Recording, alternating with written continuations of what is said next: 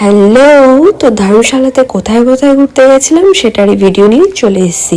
ফার্স্টে গেছিলাম ধর্মশালার স্টেডিয়ামে। সেখান থেকে যা মারাত্মক ভিউ ছিল, খুবই সুন্দর। আমার কাছে ফার্স্ট টাইম স্টেডিয়াম ভ্রমণ।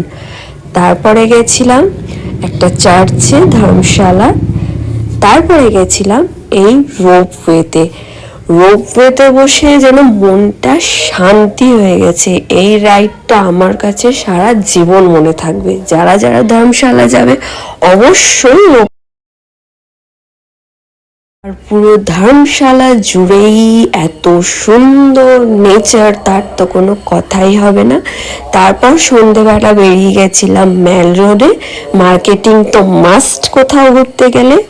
তো নেক্সট কোথায় বেড়াতে গেছি সেটা জানার জন্য কিন্তু আমার নেক্সট ভিডিওগুলো দেখতে হবে। টাটা।